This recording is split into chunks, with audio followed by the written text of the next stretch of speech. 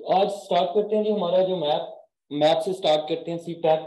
Overall मैं आपको introduction दूंगा सी पैक का, और उसके बाद हम एक एक करके आगे इवेंट्स को पढ़ते जाएंगे सी पैक से रिलेटेड जितने भी हैं। तो सबसे पहले देखते हैं कि CPEC basically is China Pakistan economic corridor. CPEC is China Pakistan economic corridor. China Pakistan economic corridor, इसके बारे में भी एमसीक्यू पूछता होता है। यार आप थोड़े से सवाल प्लीज बंद कर सकते हैं, क्लास कैन पे पूछ लें अगर, तो बड़ी मेहरबानी होगी आपकी। मुझे पूरे लेक्चर को प्रोसीड करने में पहले 20 मिनट लेट हो गया मेरी वजह से। आगे स्टार्ट करते हैं जी, खजुराहो पास से स्टार्ट करते हैं। बेसिकली सी पैक को पहले मैं मैप करता हूँ, उसके बाद उसकी डिटेल्स मैं आपसे शेयर करता हूँ। यार मैंने आपको ग्रुप में पिक्चर भेज दी है, इसको नजर नहीं आ रहा वहां से जाके देख ले। मैं एक एक करके इसको डिस्क्राइब करता जाऊंगा कि ये सिटीज कौन कौन से हैं और ये सारा कुछ क्या क्या है। ठीक है, अब ठीक है, अब तो क्लियर नजर आ रहा है। हम्म, अब ठीक है।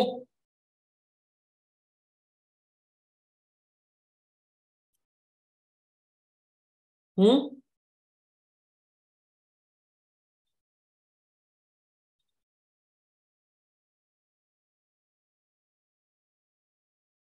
ये जी खजुराहो पास है। ये बेसिकली खजुराहो पास पाकिस्तान और चाइना को कनेक्ट करता है। पाकिस्तान और चाइना का बॉर्डर है बेसिकली खजुराहो पास से। और इसके ऊपर एक चाइना का जो वेस्टर्न रीजन है वो सारे का सारा इधर पड़ा हुआ है। सबसे पहले लोकेशन देख लें, ऊपर वाली नॉर्थ होती है, नॉर्थ के अपोजिट साउथ होता है, ये वाला पार्ट ईस्टर्न पार्ट होता है, और ईस्ट के आगे वाला पार्ट, ये वाला पार्ट वेस्ट पार्ट होता है। जब भी आप लोकेशन ड्रॉ करते हैं तो आप यूं करते हैं, नॉर्थ, साउथ, फिर ईस्ट और फिर ये वेस्ट। अब देखें चाइना का जो जो सदर्न पार्ट है, साउथ वेस्ट जो चाइना का पार्ट बनता है वो ये वाला पार्ट बनता है, जिसको आप जिनजियांग, उनका एक प्रोविंस बनता है जिनजियांग, XINJIANG। सिंकियांग भी बोलते हैं इसको, जिनजियांग भी बोलते हैं, सिंकियांग भी बोलते होते हैं। ठीक है, XIN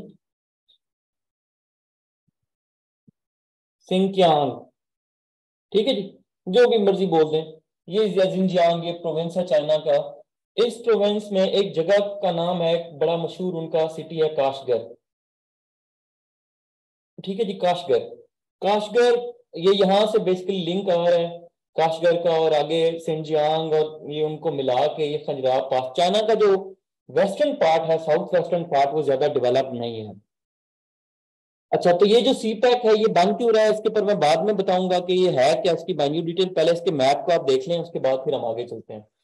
ये खजुराहो पास से शुरू हो रहा है। पहले तो ये डॉटेड डॉटेड जो लाइंस लगी हुई हैं, इसको समझ लें। ये वाली डॉट इधर लगी हुई है, ये वाली, ये मैंने पाकिस्तान का मैप बनाया है, पूरे का पूरा पाकिस्तान का मैप है, जिसमें ये वाला पार्ट है इंडियन ऑक्युपाइड कश्मीर का, जिसको मैंने पाकिस्तान की हदूद में डाला है, नंबर वन।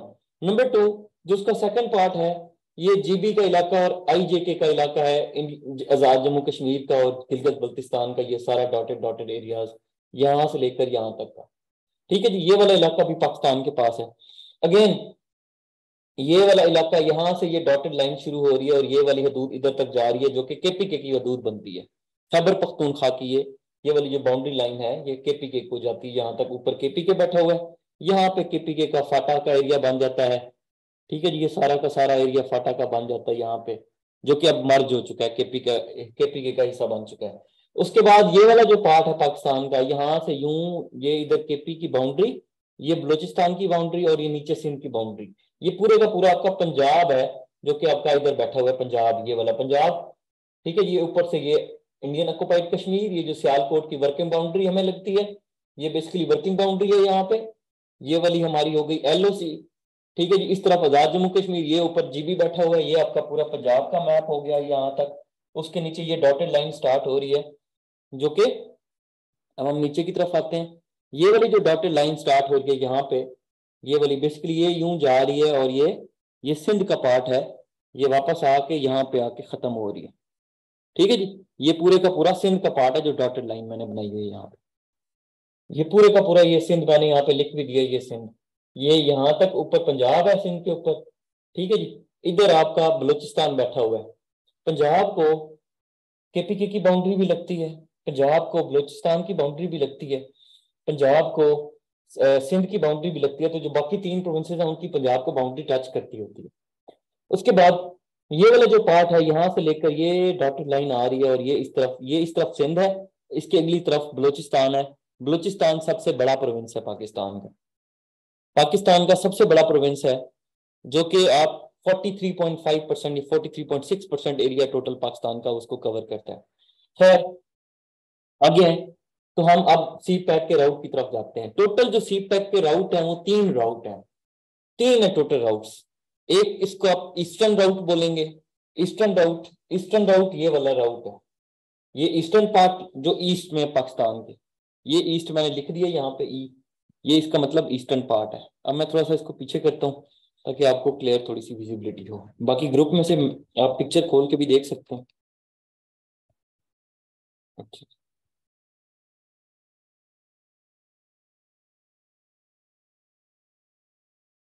अब थोड़ा सा इसको मैं बताऊंगा आपको।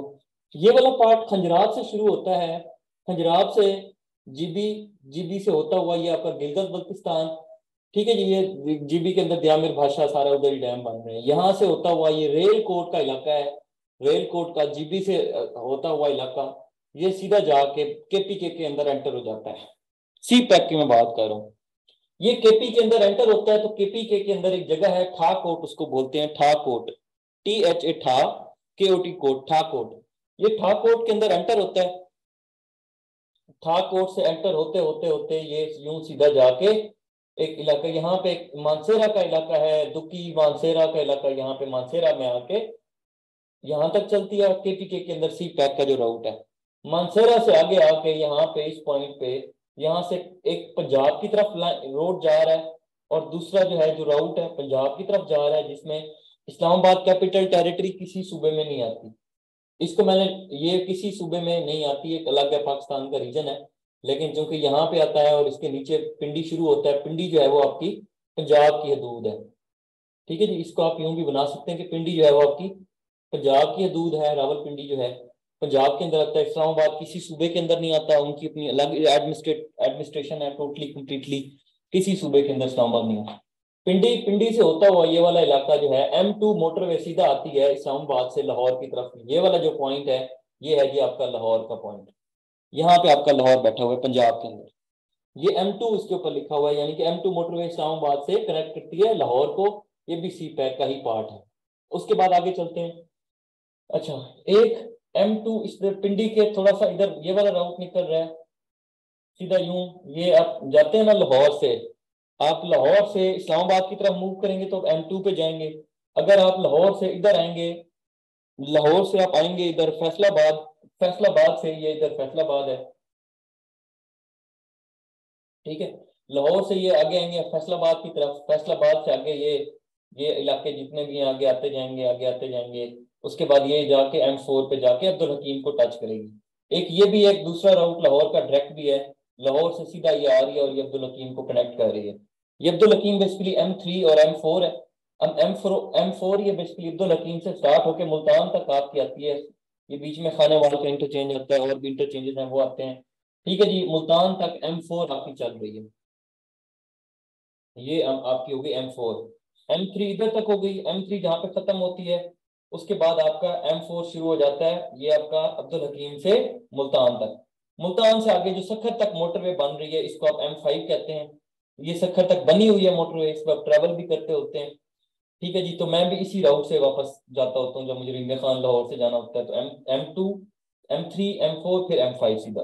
देन उसके बाद ये आप सक्कर तक जाते हैं, आगे सिंध की हदूद में चले जाते हैं। ये आप सक्कर से होते हुए हैदराबाद, हैदराबाद से कराची, ये तो आपका हो गया जी ईस्टर्न रूट, ये वाला ईस्टर्न रूट, ठीक है जी।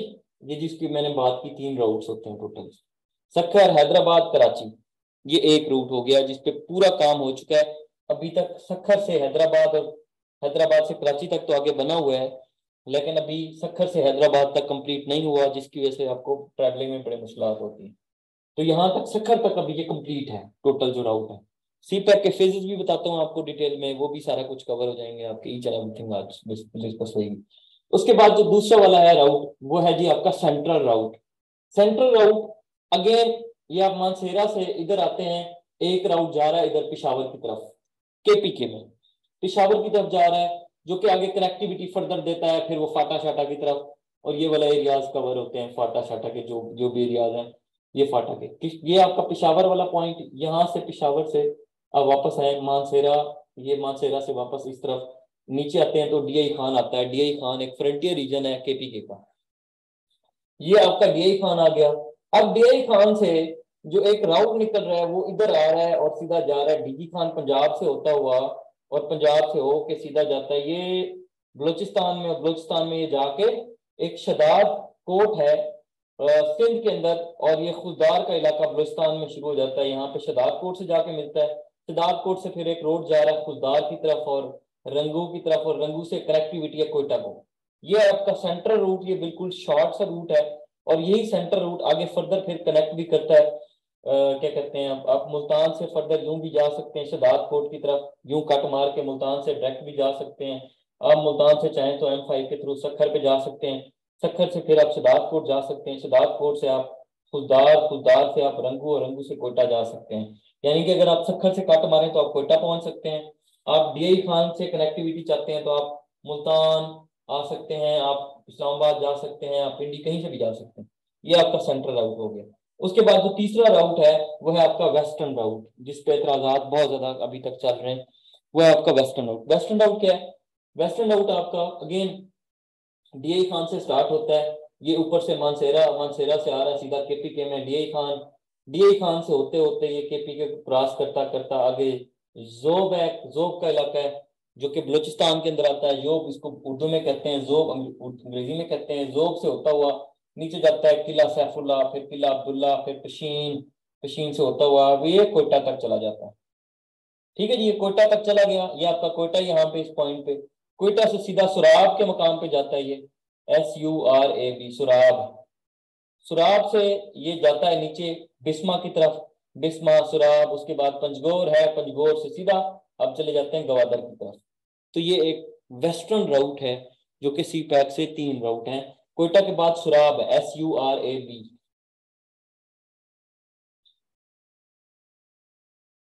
SURAB सुराब।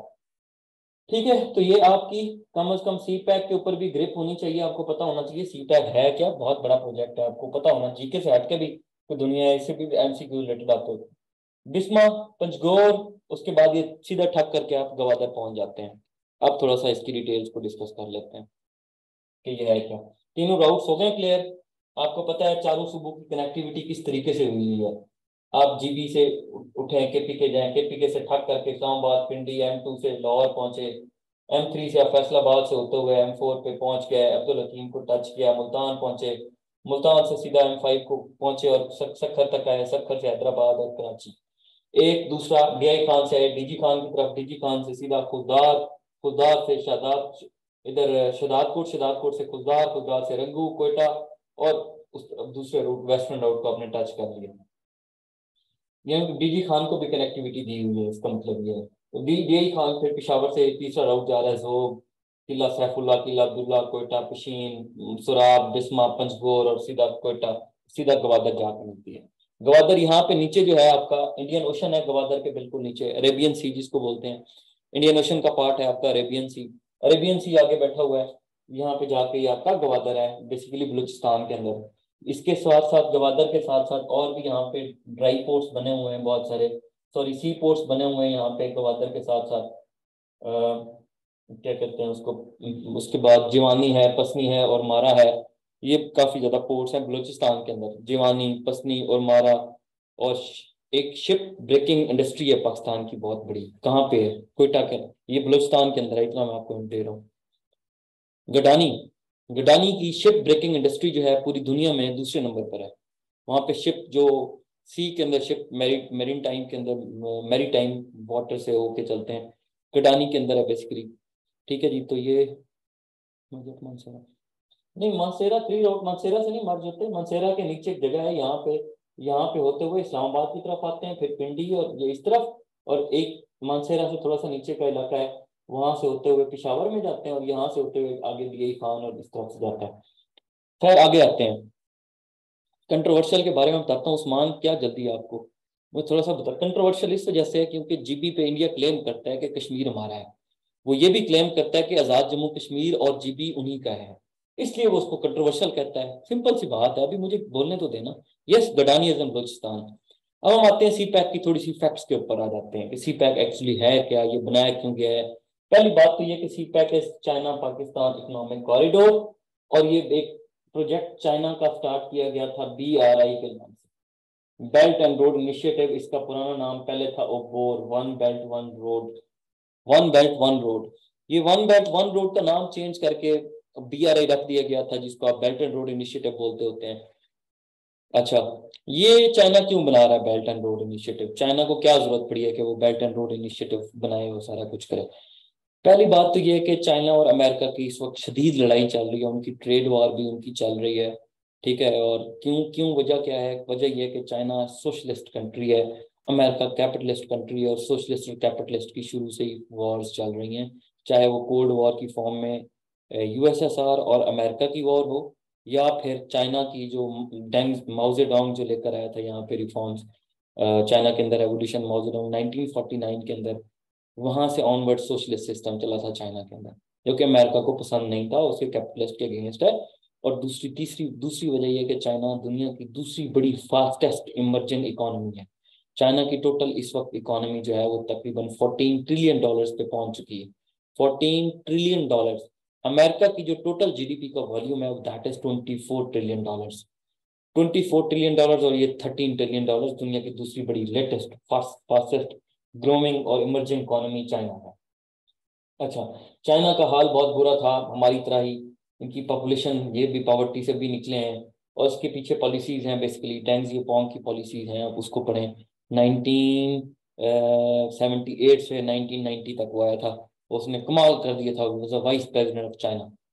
उसकी पॉलिसी के ऊपर कभी बात करेंगे। खैर, उसके बाद ये BRI और वॉर क्यों बनाया चाइना ने? मैंने आपको बताया कि चाइना अमेरिका की वॉर चल रही है, ट्रेड वॉर चल रही है। दोनों का जो ट्रेड का वॉल्यूम है that is around around $550 billion, $550 billion के करीब इन दोनों का ट्रेड का वॉल्यूम है, आपस में जो इनकी ट्रेड होती है, जिसमें चाइना ट्रेड करता है $280 बिलियन की तकरीबन, और 270 या $260 बिलियन की अमेरिका ट्रेड करता है। इनका आपस में थोड़ा बहुत ट्रेड डेफिसिट भी है, 20 40 30 60 डॉलर्स का, $60 बिलियन का।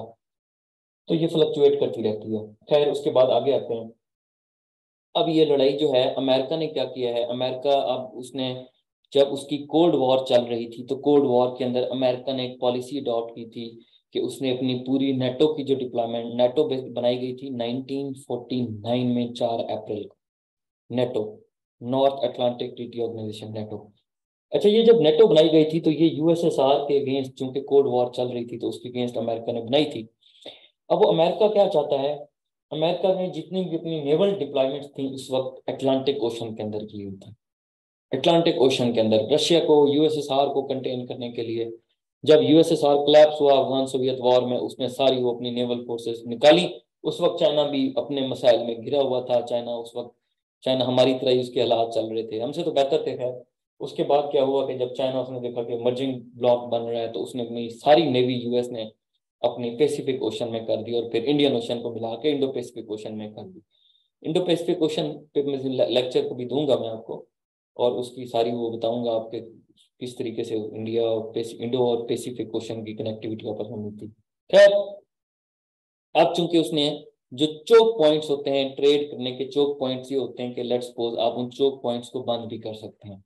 जैसे डिजबूती के अंदर है, डिजबूती अफ्रीका के अंदर है, जैसे सेचलस के अंदर एक सेचलस मॉरिशियस, ठीक है। उसके बाद आपका रेड सी है, उसके बाद आपका अंडमान आइलैंड्स हैं, दो छोटे छोटे आइलैंड्स, वहां पे भी इनके आपस में नेवल बिल्डअप किया हुआ है अमेरिका ने, ठीक है। सचलेस पे किया हुआ है, मॉरिशस पे किया हुआ है, नेवल बिल्डअप किए हुए हैं वहां पे, अपने बेसिस बनाए हुए हैं नेवी के, ठीक है, जो समुद्रों के अंदर रहते हैं, वहां पे अपनी उसने फोर्सेस छोड़ी हुई हैं, उसके लिए उसने अलाइंसेस भी बनाए हुए हैं। दूसरे तीसरे नंबर पे उसने, जैसे आपका मलाक्का स्ट्रेट है, मैंने आपको बताया था ज्योग्राफी के टॉपिक में, वो पढ़ा भी होगा यूट्यूब पे।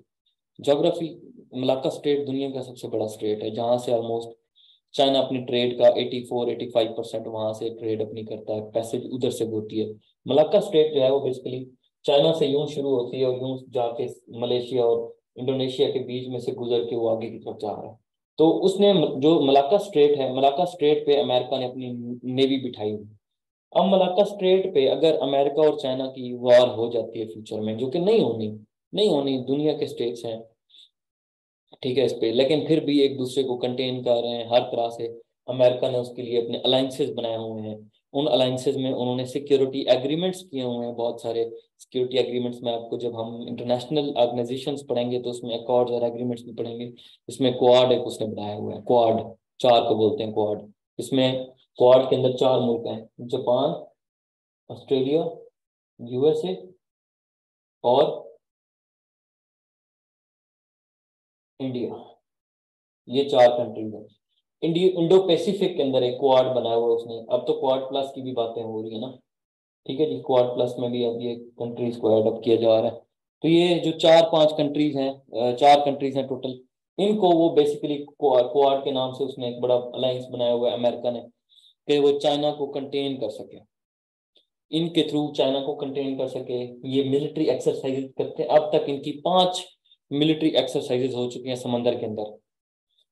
और दूसरा एग्रीमेंट्स ये करते हैं जिसमें आपका लिमुआ, LEMOA, लिमुआ, कॉमकासा, COMCA से कॉमकासा, बेका, BECA, बेका, और इस तरह के और भी एग्रीमेंट्स इन्होंने किए हुए हैं।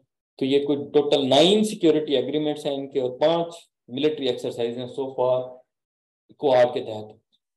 अच्छा, ये जो क्वाड बना हुआ है QUAD क्वाड, इसके तहत मिलिट्री एक्सरसाइजेज में यह है कि इंफॉर्मेशन की शेयरिंग है, इंटेलिजेंस की शेयरिंग है, कि जो न्यूक्लियर सबमरीन्स होती हैं वो ट्रेवल कर रही है चाइना की, तो उसको पकड़ा जाए और इस तरीके से उनकी उनकी निक रेकी की जाए इंडियन और पैसिफिक ओशन के अंदर। इंडो पैसिफिक उसको नाम दिया गया है। ये बेसिकली ट्रम्प ओबामा की पॉलिसी थी, पिवट एशिया पॉलिसी, बाद में चेंज होके पिवट एशिया से बाद इंडो पैसिफिक की तरफ आया जब ट्रम्प आया, और अब बाइडन ने भी इसको जरा सीरियस लिया हुआ है। बहुत ज्यादा चाइना को कंटेन, मकसद ये है कि चाइना को इकोनॉमिकली सप्रेस किया जाए। इंडिया और अमेरिका मिलके, और जापान जापान और चाइना की तो आपस में शुरू से नहीं बनती, अब तक भी इनके आइलैंड्स के ऊपर फटे चल रहे हैं, जापान के और चाइना के। सिनकाको, रियाको, फॉर्मोसा, ये 3 आइलैंड्स हैं, सिनकाको, फॉर्मोसा और रियाको आइलैंड, इन पे जापान और चाइना के फटे चल रहे हैं। ये मैं आपको बता रहा हूँ, बिल्ड कर रहा हूँ कि सी पैक की जरूरत क्यों पड़ी है। यार जीके पढ़ाना आम बात जिंदगी की बस बात नहीं है, ये बड़ा कोई आता आपको पढ़ाता है जी पैक, ये मैप है, ये जी ना, ये फ्रैक्शन फिगर, चलो भैया अल्लाह अल्लाह खैर। लेकिन आपको डिटेल पढ़ाने का मकसद ये है ताकि आपको चीजें समझ आए कि यार ये बनाने की जरूरत क्यों पड़ी है चाइना। अच्छा, ये जब सारा कुछ हो रहा है समुद्रों के अंदर, ये क्वाड शॉट बने हुए हैं, अब चाइना को खतरा था उसकी कि यार मलाक्का स्ट्रेट पे मेरी इतनी डिपेंडेंसी है कि मेरी तो सारी ट्रेड इधर से गुजर रही है। अगर मेरा चाइना चाइना के पास ऑयल है ही नहीं, ठीक है, ना होने के बराबर है। चाइना के पास अगर खुदा न खास्ता कल को वॉर होती है, एनर्जी कहाँ से लाएगा? उसको एनर्जी चाहिए, उसने चाइना एनर्जी स्कार्स कंट्री है, उसको एनर्जी सेंट्रल एशिया से, रशिया से, और उसके बाद ये आपका मिडिल ईस्ट वगैरह से, यहाँ से इंपोर्ट एक्सपोर्ट करनी होती है, मंगवानी होती है, इंपोर्ट करनी होती है उसने एनर्जी जितनी भी है, फ्यूल श्यूल सारा कुछ। तो जाहिर सी बात है मलाक्का स्ट्रेट जो नैरो एक स्ट्रेट है, वाटर चैनल गुजर रहा है समंदर के अंदर, अगर उसको इंडियन ओशन के अंदर है वो, अगर उसको बंद कर देते हैं इंडिया या अमेरिका अमेरिका उसको अगर ब्लॉक कर दे नेवल ब्लॉकेट के थ्रू, चाइना कहाँ से गुजारेगा वो? फिर उसको ट्रेड कहाँ से कर पाएगा वो? बेसिकली वो, उसके ऊपर मैं आपको लेक्चर दूंगा कि वो उसका क्या कनेक्टिविटी और राउट क्या क्या है। खैर चाइना ने इस चीज को सोचा और थोड़ा सा परेशान हुआ, अब उसने एक अलायंस बनाया ओबोर के नाम से, वन बेल्ट वन रोड, और उसके बाद उसने BRI बना दिया। और जो BRI बनाया, बेल्ट एंड रोड इनिशिएटिव, उसने कहा कि यार इसमें तकरीबन 138 कंट्रीज इसका पार्ट है BRI का, 138 कंट्रीज अब इसका पार्ट होंगे। और उन्होंने कहा कि हम एक इस तरह का बड़ा प्रोजेक्ट बनाते हैं कि हमारी मलाक्का स्टेट से डिपेंडेंसी खत्म हो जाए। एक बात, अब मलाक्का स्टेट से डिपेंडेंसी खत्म करने के लिए भाई अब आपको शॉर्टेस्ट रूट चाहिए, जहां से आपकी एनर्जी भी बचे, जहां से आपका फ्यूल भी कम लगे, और जहां से रास्ता भी आपका कम हो, और आपको जो है ना ट्रेड करने के लिए और सारा कुछ, और आपकी मलाक्का स्टेट से डिपेंडेंसी खत्म हो जाए, तो वो मुनासिब जगह थी गवादर, पाकिस्तान के अंदर। ये मुशर्रफ के दौर में चला था बेसिकली इनिशिएटिव चाइना का, लेकिन उस वक्त नहीं हो पाया। जरदारी के दौर में भी नहीं हो पाया, बातें बातें चलती रही। अल्टीमेटली नवाज शरीफ के दौर में 20 अप्रैल सॉरी 21 अप्रैल 2015 को ये एग्रीमेंट साइन हुआ पाकिस्तान का और चाइना का। शी जिनपिंग यहाँ पे चाइना का प्रेसिडेंट है वो यहाँ पे आया और उसने कहा कि अब हम सी पैक एक बनाते हैं और वो BRI बनाते हैं। BRI के तहत 3 है जी लैंड रूट्स और 3 है सी रूट्स। सी रूट्स का मतलब है मैरीटाइम राउट्स और मैरीटाइम का मतलब ये होता है कि समंदर के अंदर से वो गुजर के जाएंगे। ठीक है जी, राउट्स 3 तो वो हो गए और 3 हो गए आपके ये लैंड राउट्स। ठीक है, लैंड राउट में एक जो राउट है वो सी पैक है, चाइना पाकिस्तान इकोनॉमिक कॉरिडोर कि जो चाइना से जा रहा है डायरेक्ट और ये गवादर तक और गवादर से आगे फिर इंडियन ओशन और देन सी इसके पैसिफिक ओशन तक कनेक्टिविटी। अब गवादर से देखें ना, आप पाकिस्तान इंडिया तक जाना चाहें जा सकते हैं, ईरान सेंट्रल एशिया तक जाना चाहें आप यूं पाकिस्तान के ऊपर सारा सेंट्रल एशिया बैठा हुआ उधर तक जा सकते हैं। उसके बाद आप मिडिल ईस्ट तक जाना चाहें आप यूं कट मारें गवादर से सीधा आप जनाब पहुंच जाते हैं, रेड सी आराम से पहुंच सकते हैं। उसके बाद आपका ये पर्शियन गल्फ है आप उधर तक पहुंच सकते हैं, आप कहीं पे भी जा सकते हैं। ठीक है जी, आपको उसकी मलाक्का स्ट्रेट की जरूरत ही नहीं है। तो पाकिस्तान ने चाइना का ये काम आसान कर दिया है एक तरह से। अब इसके लिए जाहिर सी बात है जब ये प्लान बना तो उन्होंने डिस्कस किया कि ये कितने बिलियन डॉलर्स का होगा, इसके क्या स्पेक्स होंगे, इसके क्या क्या इसके अंदर रिक्वायरमेंट्स होंगी, क्या क्या सारा कुछ होगा, वो उसके ऊपर बात करते हैं। एक एक एक बात तो ये थी कि चाइना की डिपेंडेंसी जो थी मलाक्का स्ट्रेट के ऊपर वो खत्म हो गई। यार 20 अप्रैल है, कहीं पे 21 अप्रैल लिखा हुआ है, 20 और 21 अप्रैल में कंट्रडिक्शन है, इसको चेक कर लेना। मेरे ख्याल से 20 अप्रैल भी है 21 भी है, तो मैंने दो डेट्स पढ़ी हैं मुझे। ठीक है, तो देख रहा था मैं तो शायद 20 अप्रैल ये डेट मुझे हर दफा देख लें इसको, 20 अप्रैल है कि 21 अप्रैल है जिस दिन साइन हुआ था चाइना ये सी पैक का। अच्छा उसके बाद गूगल मुझे 20 भी 21 भी दोनों डेट्स मिली हैं, इसलिए मैंने आपको 21 बताई। 20 अप्रैल 2015 को ये साइन हुआ था। अच्छा, मलाक्का स्ट्रेट जो है ना बेसिकली ये यूं गुजर है, नीचे आपका ये आपका इंडोनेशिया और ऊपर मलेशिया आपका बैठा हुआ है और यहाँ से यूं गुजरा है स्ट्रेट मलाक्का स्ट्रेट। ये भी आईलैंड है, मलेशिया इंडोनेशिया, ये इंडोनेशिया दुनिया का सबसे बड़ा आईलैंड है। ठीक है जी, ये आईलैंड है बेसिकली। यहाँ से ये मलाक्का स्ट्रेट वाटर चैनल है गुजर है। अब इधर से ट्रेड गुजर रही है, इसको बंद कर दें तो चाइना क्या करेगा, इसके लिए इसको सी पैक बनाना पड़ा। अब आगे आते हैं, जाहिर सी बात है सी पैक बनाना है, गवादर तक एक्सेस लेनी है, गवादर में एक बहुत बड़ा पोर्ट आपको बनाना पड़ना है। उसके बाद फिर आपको तमाम कनेक्टिविटी और ये सारा प्लान। एक वजह तो ये थी कि डिपेंडेंसी खत्म हुई चाइना की मलाक्का स्ट्रेट के ऊपर। दूसरी वजह क्या थी, चाइना को क्यों बनाना पड़ा सी पैक? दूसरी मेन वजह ये थी, चाइना को इसलिए बनाना पड़ा सी पैक क्योंकि चाइना ओवर प्रोडक्शन करता है, बहुत ज्यादा ओवर प्रोडक्शन करता है। पूरी दुनिया में फोन से लेकर हर चीज तक चाइना बना रहा है। ठीक है जी, और चाइना वो इतनी ज्यादा ओवर प्रोडक्शन करता है कि उसके पास मार्केट तक उसको एक्सेस चाहिए, उसने यूरोप तक भी उसको एक्सेस चाहिए, उसको अफ्रीका तक भी उसको एक्सेस चाहिए, उसको उसको सेंट्रल एशिया तक भी एक्सेस चाहिए, साउथ एशिया तक भी चाहिए, वेस्ट एशिया यानी कि ईरान और ये जो मिडल ईस्ट है वेस्ट एशिया बनता है, इस यहाँ तक भी उसको एक्सेस चाहिए। तो जाहिर सी बात है उसको ये पूरी कनेक्टिविटी चाहिए जो कि कॉन्टिनेंट्स तक, एशिया को यूरोप के साथ अफ्रीका के साथ कनेक्ट करे। ठीक है, इस तरीके से सारा कुछ ये कनेक्टिविटी खैर बहरहाल होती रही। तो उसके बाद है क्या कहते हैं, उसके लिए उसने ये सारा प्लान बनाया ओवर वन, तकरीबन ये $5 ट्रिलियन का प्रोजेक्ट है। BRI $5 ट्रिलियन का प्रोजेक्ट है, 5 ट्रिलियन का प्रोजेक्ट है जो BRI है, चाइना का जो प्रोजेक्ट है। और सी पैक के अब ऊपर आते हैं।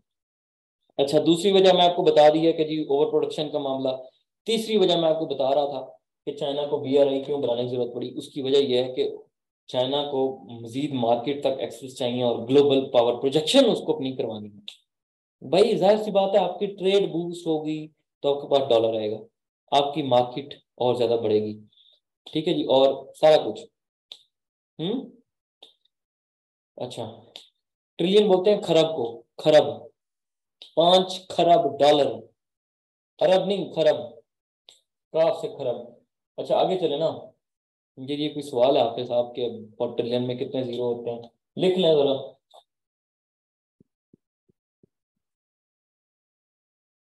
ये है 5 ट्रिलियन में जीरो, गिन लें आप कितने हैं, 1 2 3 4 5 6 7 8 9 10 11, 11 जीरो आते हैं।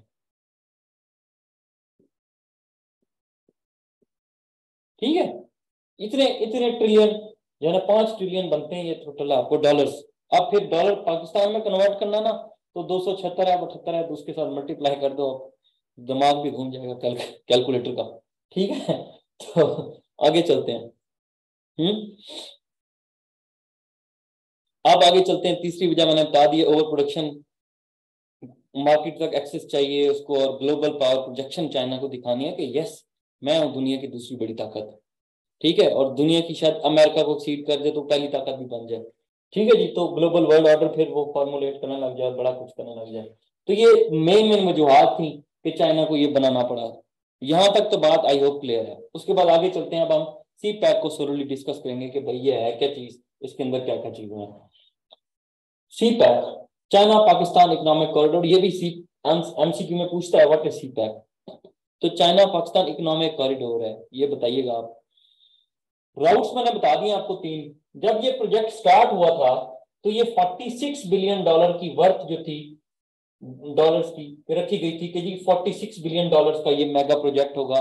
ये जो है आपका सी पैक 46 बिलियन डॉलर्स का शुरू शुरू में के अंदर साइन हुआ, लेकिन बाद में इसको बढ़ा के अब 63 बिलियन डॉलर्स पे इसको टोटल ले जाया गया कि अब ये प्रोजेक्ट टोटल 63 बिलियन डॉलर्स का है। अब तक सी पैक की जो टोटल इन्वेस्टमेंट हो चुकी है ना, वो है तकरीबन 29 बिलियन डॉलर्स। 29 बिलियन डॉलर्स अब तक, आधे पैसे लग चुके हैं सी पैक पे, ऑलमोस्ट 29 बिलियन डॉलर्स अब तक लग चुके हैं। वो भी बताता हूँ कहाँ कहाँ कैसे कैसे लगे हैं। एक बात तो ये कि इसकी टोटल कॉस्ट कितनी हो गई। तो तीसरी बात थी कि भाई सी पैक के अंदर शामिल क्या क्या होगा, इसको किन किन फेजेस में डिवाइड किया गया। इसको तीन फेजेस के अंदर डिवाइड किया गया। फर्स्ट फेज, सॉरी, अच्छा, इसको डिवाइड किया गया। अब तक 29 बिलियन डॉलर्स लग चुके हैं। इसको डिवाइड किया गया फर्स्ट फेज के अंदर, सेकंड फेज के अंदर और थर्ड फेज के अंदर। तीन फेजेस के अंदर सी पैक को रखा गया। पहले फेज के अंदर क्या होगा जी, जाहिर सी बात है पहले फेज के अंदर आपने एनर्जी के प्रोजेक्ट शुरू करने हैं। आपके पास बिजली नहीं थी पाकिस्तान के पास, जब ये सी पैक नहीं थी, इतनी ज्यादा लोड शेडिंग होती थी, हमारा तकरीबन टेक्सटाइल इंडस्ट्री ठप कर चुकी थी, खत्म हो चुकी थी, ठीक है। उसके रिवाइवल की जरूरत थी, उसके लिए बिजली चाहिए आपको। अच्छा, उसके लिए आपको बिजली चाहिए। बिजली कहां से आएगी? पहले सबसे पहले पावर प्लांट्स लगेंगे, एनर्जी के प्रोजेक्ट्स लगेंगे सबसे पहले, एनर्जी प्रोजेक्ट्स लगेंगे सबसे पहले, पहला फेज। कितने एनर्जी के प्रोजेक्ट्स होंगे? तकरीबन 21 एनर्जी के प्रोजेक्ट्स होंगे। एनर्जी प्रोजेक्ट्स तकरीबन 21 होंगे।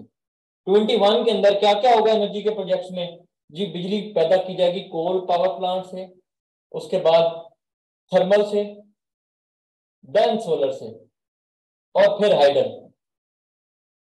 ये चार बिजली बनाने के सोर्सेज हैं, हाइडल, कोल, थर्मल, और ये क्या कहते हैं आपका सोलर।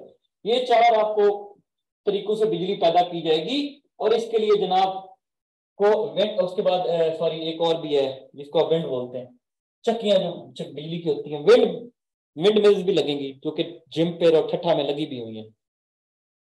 थर्मल के अंदर क्या होगा जी? कोल के पर प्रोजेक्ट्स लगाए गए हैं, सियालकोट में लगा दिया गया है, थर्मल के और भी काफी लगे गए हैं, बिखी शेखोपुरा के अंदर है, बेन कासिम पावर प्लांट है कराची के अंदर 1220 मेगावाट का, ठीक है। सियालकोट वाला ऐसा, सॉरी साहिवाल वाला है थरकोल, ठीक है, वो भी जनाब 1200 कुछ मेगावाट का है प्रोजेक्ट। तो ये तकरीबन मिल मिला के 10,000 मेगावाट एनर्जी पाकिस्तान के नेशनल ग्रिड के अंदर डाल दी गई। 10,000 मेगावाट एनर्जी कि भाई ये डाल दी गई है। तो बहुत सारे एनर्जी के प्रोजेक्ट्स में लगाए गए हैं, ठीक है जी। थर थर थर थर के अंदर भी लगाया गया। 10,000 मेगावाट एनर्जी हमारे ऐड कर दी गई। पाकिस्तान का बिजली का मसला काफी हद तक तो रिजॉल्व हो चुका था, लेकिन आपको पता है कि हमारी पॉपुलेशन बढ़ रही है, आबादी बढ़ रही है, हाउसेस बढ़ रहे हैं, तो डिमांड डेली की बेसिस पे बढ़ रही है, कम नहीं हो रही बिजली की। न्यूक्लियर न्यूक्लियर अभी कैनप शैनप चल रहा है, न्यूक्लियर इसमें नहीं था, वो कैनप हमारा अपना चल रहा है। तो कैनप 1, फिर कैनप 2, अभी एक और शबाज शरीफ इफ्तिताह करके कैनप का, वो न्यूक्लियर है, वो और साइड है। ये बरल था कि भाई इनके थ्रू ये बिजली बनाई है, 10,000 मेगावाट ऐड हो गया। अब ऐड कैसे हुआ? बिजली महंगी हो गई, महंगी उन्होंने दी। काजिजम power plant, solar power plant 3,000 megawatt का लगाया, वो 300 मेगावाट पे चल रहा है, उसकी एफिशिएंसी बहुत पुअर है। जैसे तैसे इन्होंने डाल दी हमारे ग्रिड के अंदर। अब बिजली का सबसे बड़ा मसला क्या है?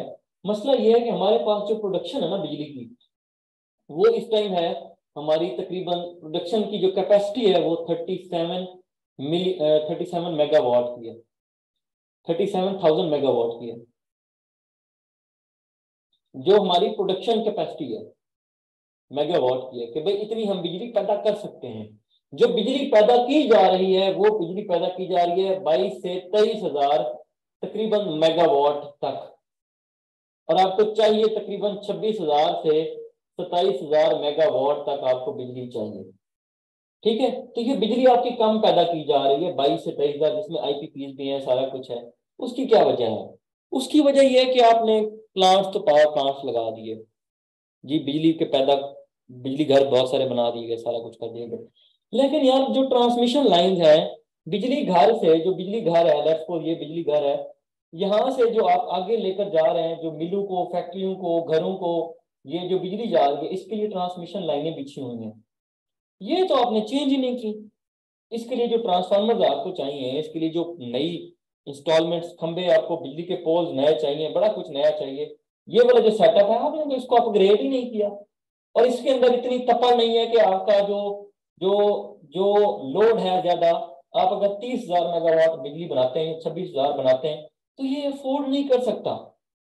ये आपका कोलैप्स कर जाएगी, ट्रांसमिशन लाइनें फट जाएंगी, जो भी हो जाएगा। असल वजह यह है बिजली का।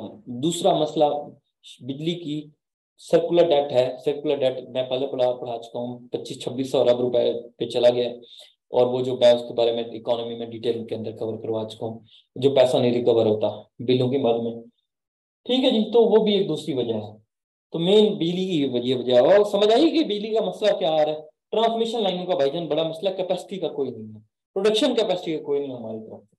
आगे चलते हैं, बिजली को 10,000 मेगावाट ऐड कर दी गई। अब आगे की तरफ आते हैं। सेकंड फेज तो पूरा, फर्स्ट फेज पूरा हो गया जी, बिजली आ गई आपकी। अब आपकी फैक्ट्रियां चलानी है, इंडस्ट्रियां चलानी है, उनके लिए सामान लेकर आना है, रॉ मटेरियल, उसके लिए आपको रोड्स की कनेक्टिविटी चाहिए जी। दूसरा फेज था जी कनेक्टिविटी, जो रोड्स प्लस रेलवे की जो कनेक्टिविटी है उसको जी इंप्रूव किया जाएगा। ये रोड्स के लिए जो तीन आपको मैंने राउट्स बताए हैं, ईस्टर्न, वेस्टर्न और सेंट्रल राउट। ठीक है जी, वेस्टर्न पे अभी कोई इतना खास काम नहीं हुआ, बिल्कुल भी नहीं हुआ। ईस्टर्न रूट पे काफी काम चल रहा है, स्टिल चल रहा है, और सेंट्रल पे भी काम अभी होने वाला है। ठीक है जी, आगे चलते हैं। ये जी रोड भी बन गई बहुत सारी, ये आपने बना दी, चाइना ने रोड जी सी पैक के सारे बना दिए जी, मोटरवेज बना दिए, सारा कुछ हो गया। अब ये भी बन गया सेकंड फेज में। सेकंड फेज में रेलवे के ऊपर, जो रेलवे जो ट्रैक्स आपने इंप्रूव करके, नया जो ट्रैक आपने बिछाना था, या पुराने जो ट्रैक्स हैं इनको आपने अपग्रेड करना था, वो आपने अपग्रेड किए ही नहीं है। एक सी पैक का एक बहुत बड़ा प्रोजेक्ट है हमारा, 2.8 बिलियन डॉलर्स का, जिसको आप ML1 कहते हैं, मेन लाइन 1 कहते हैं आप इसको, मेन लाइन 1, ML1 प्रोजेक्ट है सी पैक का, इसको याद रखना, पेपर में आ सकता है। ये पेशावर से लेकर कराची तक का रेलवे ट्रैक इन्होंने कहा कि हम बिछाएंगे, नहीं बिछाया जा चुका आज तक। ठीक है, नहीं, इस पे काम भी होना, ML1 मेन लाइन 1 प्रोजेक्ट।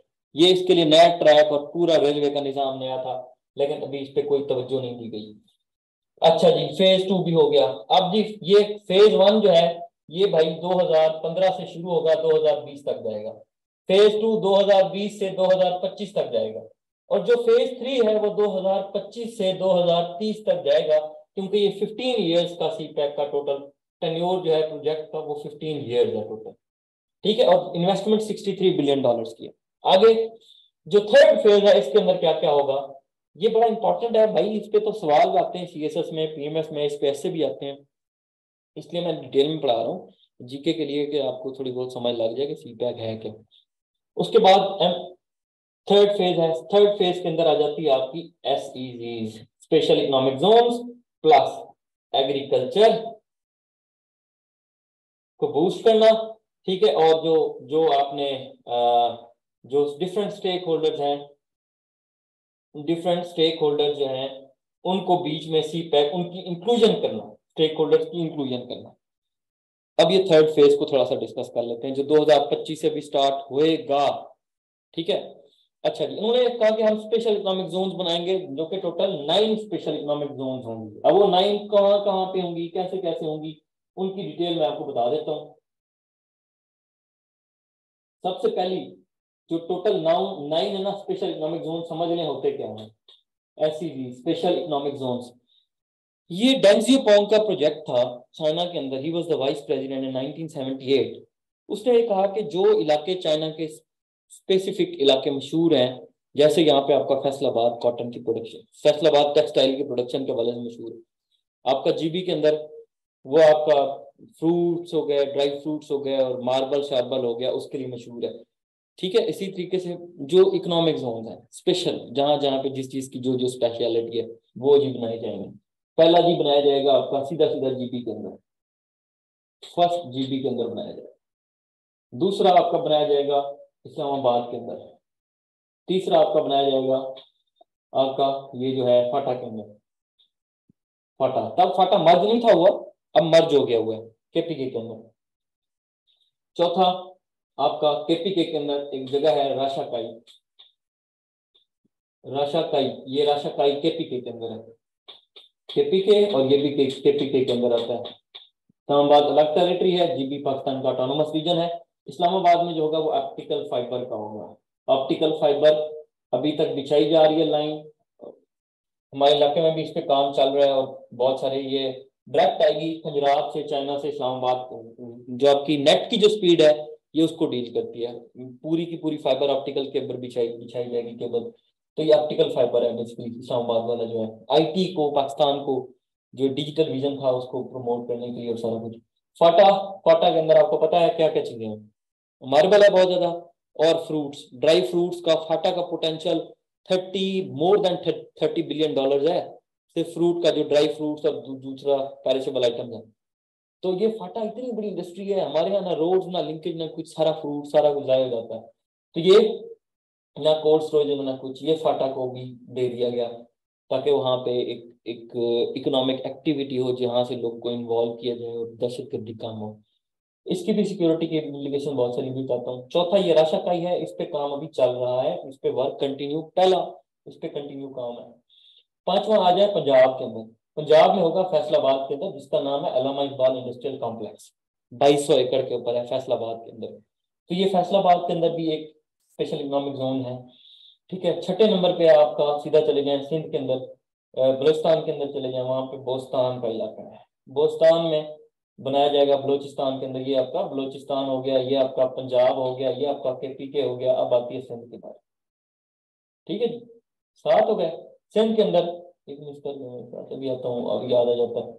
अच्छा, बोस्तान हो गया, देन उसके बाद सिंध में है आपका ये एक तो हो गया आपका कहाँ पे, ये जो है आपका कराची के अंदर जो है ना, ये यार बिन कासिम, बिन कासिम कराची के अंदर। एक तो आपका कराची के अंदर बना दिया जाएगा। ठीक है, एक और जगह है सिंध के अंदर, ठट्टा के पास पास है, नहीं नहीं उधर ठट्टा के पास एक जगह है, मुझे उसका नाम भूल रहा है, धाबे जी, धाबे जी, यस, धाबे जी। जो धाबे जी है एक वहां पे बनाया जाएगा।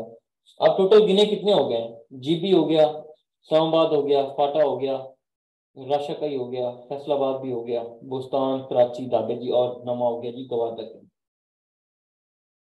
गवादर। तो ये टोटल 9 स्पेशल इकोनॉमिक जोन है। पंजाब के हिस्से में एक ही है फैसलाबाद वाला, और कोई नहीं है पंजाब के हिस्से में। ठीक है, अच्छा एक बात याद रखें, जो स्पेशल इकोनॉमिक जोन्स के ऊपर एक पार्लियामेंट्री कमेटी बनाई गई थी, उसके तहत टोटल जो प्रोजेक्ट है ना सी पैक के, वो है जी आपके 329 प्रोजेक्ट्स। 329 में आउट ऑफ 329 176 प्रोजेक्ट्स हैं पंजाब के अंदर। ठीक है, टोटल 329 के करीब प्रोजेक्ट्स हैं और 176 हैं आपके टोटल पंजाब में, छोटे बड़े सारे मिला के। अच्छा, अब आपको ये 9 स्पेशल इकोनॉमिक जोन्स की भी समझ लग गई है कि जी ये कहाँ कहाँ पे बनने हैं, किसी टैब के अंदर है। ये पूछता है तब पेपर में कहाँ पे इंटरव्यू पूछ सकता है। 3 स्पेशल जोन्स पे काम चल रहा है, एक राशाकाई, एक फैसलाबाद वाला, और तीसरा है आपका ये गवादर वाला, इस पे भी काम चल रहा है। और चौथा जो कराची में स्टार्ट हुआ है, इस पे भी थोड़ा बहुत काम चल रहा है अभी। ठीक है, तो ये 4 पे काम चल रहा है, बाकी भी ठहरे हुए, रुके हुए हैं। अब आते हैं आगे, इसकी टोटल आगे बाकी फर्दर बातें करते हैं इसके अंदर और क्या क्या है। इसके अंदर जो गवादर है, गवादर का मेन मकसद तो ये था कि गवादर की डेवलपमेंट की जाए, उसके लिए गवादर डेवलपमेंट अथॉरिटी भी बना दी गई। गवादर में एक बहुत बड़ा पाकिस्तान का पोर्ट बन रहा है, एयरपोर्ट बन रहा है, एयरपोर्ट भी और ड्राइव जो है सी पोर्ट भी बहुत बड़ा है। गवादर डीपेस्ट पोर्ट भी है, बहुत बड़ा है, ओमान से हमने खरीदा था 1958 में। और जब ये मलिक फिरोज खान नून थे उनके दौर में खरीदा गया था। अब बात यह है कि गवादर के अंदर एक ड्राई पोर्ट आप बना, एक सी पोर्ट बना रहे हैं, दूसरा एयरपोर्ट बना रहे हैं, बहुत बड़ा एयरपोर्ट है वो। और जो ड्राई पोर्ट, जो सी पोर्ट है, उस पर 400 मिलियन टन कार्गो आप वहां पे उसका माल रख सकते हैं। 400 मिलियन टन प्रोजेक्ट लग सकते हैं। ये टोटल प्रोजेक्शन सी पैक के, एससीजीज के नहीं, सी पैक के हैं 329। ये पार्लियामेंट्री कमेटी की रिपोर्ट के हवाले से आपको बात कर रहा हूँ, ठीक है। अच्छा आगे चलते हैं। गवादर के अंदर बहुत बड़ा एक airport, medical hospital, Gwadar gym खाना, और जनाब गवादर पोर्ट। गवादर के लिए इन्होंने फिर वो बलोचिस्तान के लिए जो है ना, इन्होंने टेक्निकल कॉलेजेस खोल दिए हैं ताकि बलोचों को, जो बलोच हमारे भाई जो हैं, जो जिनको शुरू से ही मैं समझता हूँ कि दिमागों में नफरत भरी गई है और उनके साथ जुल्म हुआ है। मैं समझता हूँ उनके साथ बहुत ज़्यादा ज्यादतियाँ हुई हैं जो कि नहीं थी होनी चाहिए, और हमें उसको ठीक करने की ज़रूरत है। हमारे भाई हैं, हमें ओन करना है उन्हें, ठीक है जी। हमारा पार्ट है बलूचिस्तान, वहाँ पे बहुत ज़्यादा इंडिया की दहशतगर्दी हरामजदगी हैं। एक नंबर की कुलभूषण यादव भी वहाँ पे मशकेल के इलाके से पकड़ा गया था, और भी टेररिस्ट एक्टिविटी, सेपरेटिस्ट मूवमेंट्स इस वक्त बलूचिस्तान में इंडिया की मदद से कैरी आउट की जा रही है। अफगानिस्तान को और ईरान के बॉर्डर भी यूज किए जा रहे हैं पाकिस्तान के अगेंस्ट। तो इंस्टेबिलिटी क्रिएट की जा रही है और सी पैक को डिसरप्ट किया जा रहा है। अच्छा अब आते हैं, थोड़ा सा मजीद डिटेल में डिस्कस कर लेते हैं। और क्या रह गया? और कुछ मिस हो रहा है? तो ये गवादर बहुत बड़ा पोर्ट बनने वाला है। गवादर के अपोजिट साइड पे ईरान के अंदर चाबहार है। चाबहार पहले इंडिया ने जाके ईरान के साथ साइन कर लिया था मुआहदा, और उसने 500 मिलियन डॉलर, मिलियन एम से मिलियन, मिलियन डॉलर की इन्वेस्टमेंट भी उसने कर दी थी गवादर के अंदर, सॉरी चाबहार पोर्ट के अंदर, जो कि ईरान के अंदर है। अब चूंकि ये ईरान समझ रहा था कि पाकिस्तान के साथ compete करेगा, लेकिन लेकिन ईरान को देर बाद समझ आ गई। ईरान के ऊपर जब सैंक्शंस थी यूएन की तरफ से इम्पोज की गई, और उसके बाद फिर यूएस की तरफ से इम्पोज की गई, बाकी कंट्रीज की तरफ से इम्पोज की गई। अभी बताता हूँ सारा कुछ इसकी वजह से, इसके फायदे भी बताता हूँ, इसके नुकसान भी बताता हूँ, इसके चैलेंजेस भी बताता हूँ। वो तीनों पार्ट्स अभी हैं। क्या क्या है भला, मैं लिख लूँ ताकि भूल ना जाए। बेनिफिट्स तो पाकिस्तान, इसके नेगेटिव पॉइंट्स क्या हैं सी पैक के, और हमें इससे चैलेंजेस क्या क्या हैं, ये भी डिस्कस करता हूँ। Ninth is missed. नाइन्थ ये गवादर है ना, तो ये गवादर के अंदर सारा कुछ पैदा किया जा रहा है। उसके बाद आगे चलते हैं। अगेन क्या बता रहा था आपको? हाँ, इंडिया ने इन्वेस्टमेंट वहां पे जाके की है, इस खुशी में की है कि पाकिस्तान को वो नुकसान पहुंचाएगा, और वो चाइना को भी, और वहां से चाह बाहर से वो कोई भी। लेकिन लेकिन ईरान को अक्ल आई और उसने जाके चाइना के साथ मुआहदा किया। शी जिनपिंग वहां पे गया, और शी जिनपिंग वहां पे गया, और उसके बाद फिर उनका मुआहदा हुआ। कुछ 400 बिलियन डॉलर की जो डील थी वो साइन हुई उनके दरमियान। और यूं एक मुआहदा तय पाया गया, 400 बिलियन डॉलर चाइना इन्वेस्ट करेगा ईरान के अंदर। क्योंकि ईरान में तेल बहुत ज्यादा है, तो चाइना को तेल चाहिए, और लिहाजा वो इंडिया को भी वहां से माइनस करना चाह रहा है, इक्वेशन से निकालना चाह रहा है। इंडिया अब आउट हो चुका है उस इक्वेशन से। ये जो चाबहार वाली पोर्ट थी, तो गवादर और चाबहार को कनेक्ट करके भी बड़ा कुछ हो सकता है। एक बात तो ये तय हो गई। अब तीसरी बात आते हैं एग्रीकल्चर वाले फेज को। एग्रीकल्चर में क्या क्या है? एग्रीकल्चर पाकिस्तान की, मैं बताता हूँ कि despite backbone of Pakistan economy, it is still being a neglected sector. अच्छा, वाई, क्यों है? हम कभी हमने इसको तवज्जो नहीं दी। हम, मैं खुद चूंकि अभी रह कर आए एग्रीकल्चर सेक्टर के अंदर भी, सारा हिसाब किताब देखा है। कोई ऐसा सच इतनी ज्यादा, एक बीज बनाने पे आपको 15-15, 16-16 साल लगते हैं। एक सीड, आप कॉटन इंपोर्ट कर रहे हैं 2 बिलियन डॉलर्स की। पहले पाकिस्तान में कॉटन बहुत पैदा की जाती थी, और जाहिर सी बात है आपका इंपोर्ट बिल बढ़ेगा आपके पर, और कर्जे शर्जे सारा कुछ। तो ये पाकिस्तान को अपनी एग्रीकल्चर सेक्टर की जो यील्ड है उसको बढ़ाना है। उसके लिए न्यू टेक्नोलॉजी चाहिए, न्यू सीड्स चाहिए, ठीक है जी। पानी के बचाने के तरीके चाहिए, जिसमें आपकी स्प्रिंकल है, ड्रिप इरिगेशन मेथड है, और भी बहुत सारे हैं। हमें प्रोडक्शन पे काम करना है, यील्ड की प्रोडक्शन बढ़ाने में। उसके लिए चाइना हमें देगा टेक्नोलॉजी, ठीक है जी। और जो थरपारकर है, खासतौर पे जो हमारा डेजर्ट है, वहां पे भी काम शाम होगा। वहां पे भी एग्रीकल्चर सेक्टर को, जिस तरह इसराइल अपने डेजर्ट से सारा कुछ उगा रहा है, पाकिस्तान भी वैसे करेगा इन फ्यूचर, चाइना की हेल्प की वजह से। मॉडर्न मशीनरी दी जाएगी, मॉडर्न टेक्नोलॉजिकल चीजें और सारा कुछ दिया जाएगा, फैसिलिटेट किया जाएगा पाकिस्तान में। तो अब हम आते हैं ये एग्रीकल्चर सेक्टर का फेज। अब हम आते हैं थोड़ा सा तीनों फेजेस डिस्कस हो गए हैं। और सी पैक एक अथॉरिटी बना दी गई है जिसका चेयरमैन बना दिया गया था, एक फौजी थे general Asim Saleem Bajwa, major general से DGISPR पुराने, उनको सी पैक अथॉरिटी का वो बना दिया गया था। ठीक है, अब हम आते हैं इसके सी पैक के अंदर और क्या है, कोई भूल तो नहीं रहा मैं? हाँ, अभी बताता हूँ डिफरेंट कंट्रीज। अब चैलेंजेस के ऊपर आते हैं थोड़ा सा। और जो थर्ड फेज था वो है डिफरेंट स्टेक होल्डर्स। अब जो डिफरेंट स्टेक होल्डर्स है वो ये है कि डिफरेंट स्टेक होल्डर्स की बात ये, चाइना को आप पे ट्रस्ट ही नहीं रहा ना, अब आपने बताता हूँ उसकी भी। Third phase different stakeholder. अब स्टेक होल्डर्स कैसे आएंगे आपके पास? भाई जब आप उनको सेफ इन्वायरमेंट देंगे, जब आप उनको ईज ऑफ डूइंग बिजनेस देंगे, तो वो तब आएंगे आपके पास। ईज ऑफ डूइंग बिजनेस ये है कि आप उनको कहें कि भाई आप आए हमारे पास आके इन्वेस्ट करें, हम आपको वो इन्वायरमेंट प्रोवाइड करते हैं, इनेबलिंग इन्वायरमेंट जो आपको कंड्यूसिव इन्वायरमेंट है। वो कैसे आएगा आपके पास? आप दहशतगर्दी पे कंट्रोल करेंगे, आप बिजली सस्ती देंगे, चीप इलेक्ट्रिसिटी देंगे, जो कि आपके पास है ही नहीं। आप तो कोल पे चला रहे हैं, आप तो थर्कोल पे, थर्मल पे चला रहे हैं, डीजल पेट्रोल की प्राइस ऊपर ऊपर जा रही हैं। आप क्या कर सस्ती खाद बिजली देंगे? जब बिजली महंगी होगी तो आपकी एंड प्रोडक्ट ज्यादा महंगी होगी। वो उधर से बिजली तो नहीं लेकर आएंगे ना अपने पास से, जो भी कंट्री आएगा इधर अपने पास से बिजली तो आप बिजली तो आपसे लेगा। अच्छा जी, एंड प्रोडक्ट जब महंगी होगी वो कंपटीशन लूज कर जाएगी, वो दुनिया के मुल्कों की वो बाहर जब वो इंपोर्ट करेंगे वो काम की नहीं रहेगी। सिंपल सी बात। तीसरी हर्डल उनके लिए ये है कि कुछ ट्रस्ट की कमी है कि पैसा डूब न जाए। अच्छा, ये बहुत सारे फैक्टर्स हैं, तो लिहाजा स्टेक होल्डर में टर्की ने बहुत ज्यादा हामी भरी थी मई 2022 के अंदर, जो भी मई का महीना चल रहा था, पिछले 5 साल की बात है। उससे पहले सऊदी अरब ने कहा कि मैं $20 बिलियन की इन्वेस्टमेंट लाऊंगा। फिर हमें और जितने ज्यादा स्टेक होल्डर्स होंगे उतना ज्यादा फायदा हमें होना है, पाकिस्तान को होना है, चाइना को उतना नहीं होना, क्योंकि हम चाइना के हमारे ऊपर डिपेंडेंसी कम अज कम वो कम हो जाएगी या खत्म हो जाएगी। खत्म तो नहीं हो सकती, कम हो सकती है। हमने अपने, हमारा मसला ये है फॉरेन पॉलिसी का, सारे बास्केट के जितने भी सारे हमारे पास थी वो चाइना की बास्केट में हमने डाल दिए अपने सारे बॉल्स। अब वो सारा कुछ उसी के पास है। अब आगे आते हैं कि भाई इसके बेनिफिट्स क्या क्या हैं। पहली बात तो ये है कि CPEC has actually helped Pakistan to mitigate the crippling effects of energy crisis. How? By adding 10,000 megawatt of electricity in our national pool. ये जो 10,000 मेगावाट एनर्जी ऐड की गई है नेशनल पूल के अंदर, इसकी वजह से पाकिस्तान के जो क्रिपलिंग इफेक्ट से इसके बिजली के जो नहीं होती लोड शेडिंग के, वो इसमें खत्म करती हैं, नंबर वन, या कम करती हैं। और जिसकी वजह से पाकिस्तान की टेक्सटाइल इंडस्ट्री चल पड़ी है, कितना बड़ा इकोनॉमिक फायदा है। दूसरी बात, एक बात, दूसरी बात, इसमें तकरीबन कोई 60,000 जो वर्कर्स थे वो पाकिस्तान के थे जब इसकी रोडें बन रही थी, सारा कुछ हो रहा था। बाकी चाइना की लेबर थी ऑब्वियसली, तो उस लेबर को काफी ज्यादा, जो अनएम्प्लॉयड लोग थे उन्हें एम्प्लॉयमेंट मिली, न्यू जॉब्स क्रिएट हुई, सारा कुछ हुआ। और ये तादाद तकरीबन 6 लाख तक जा सकती है अगर CPEC के फुल पोटेंशियल को हम इसको वो कर सकते हैं, तो टैप कर सकते हैं।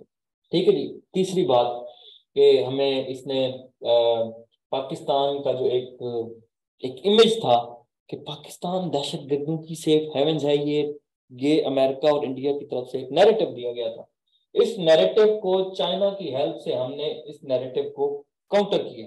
हाउ? हमने अपना एक सॉफ्ट इमेज दिया कि आप आए पाकिस्तान में इन्वेस्ट करेंगे, देखें CPEC पाकिस्तान की हालत तब्दील कर रहा है। ठीक है जी।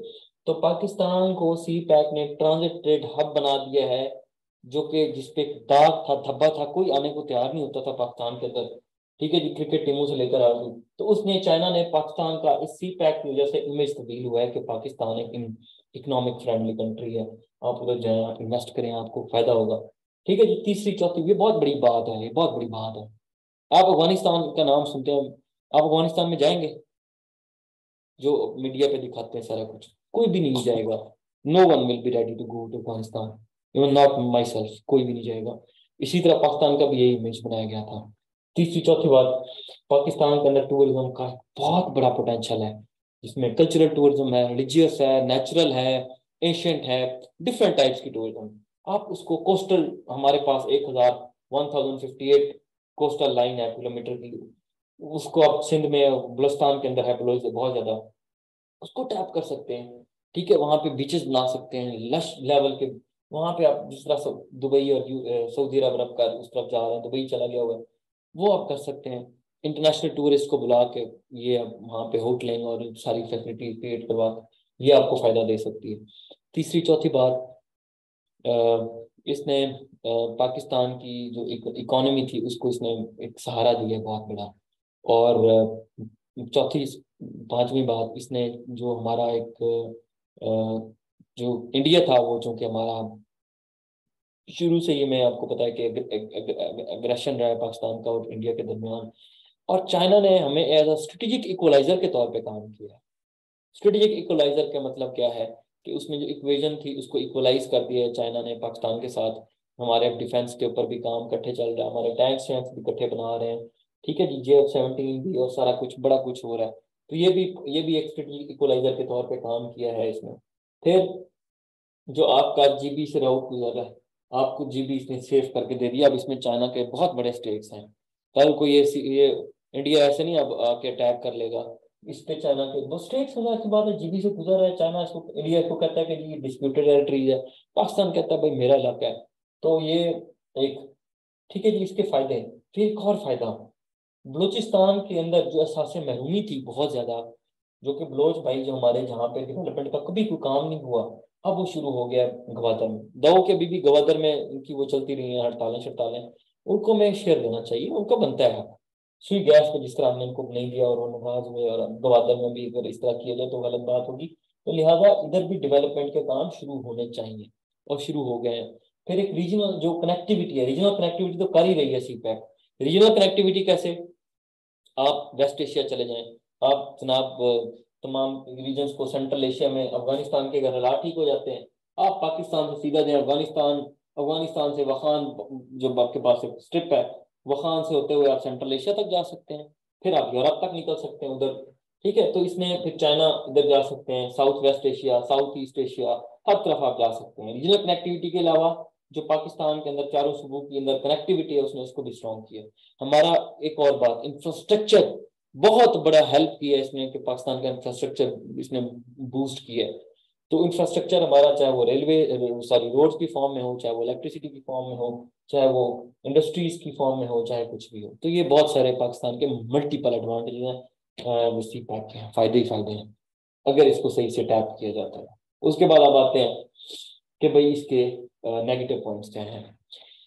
CPEC के नेगेटिव पॉइंट्स, तो एक तो है आपकी इन्वायरमेंटल इम्प्लीकेशंस। जाहिर सी बात है आपका डेली 80,000 ट्रक उधर से गुजरना है, जो एक एस्टिमेटेड कैलकुलेशन दी गई थी। जब ये कंप्लीट हो जाएगा तो 80,000 के करीब ट्रक्स डेली की बेसिस पे मूवमेंट होगी। जब होगी तो उनका धुआं है, ठीक है, उनका एक स्मोक और बड़ा कुछ है और सारा कुछ, जो कि हमारी जो जो इन्वायरमेंट है उसको पोल्यूट करेगा। पाकिस्तान ऑलरेडी इस चीज़ का शिकार है, क्लाइमेट।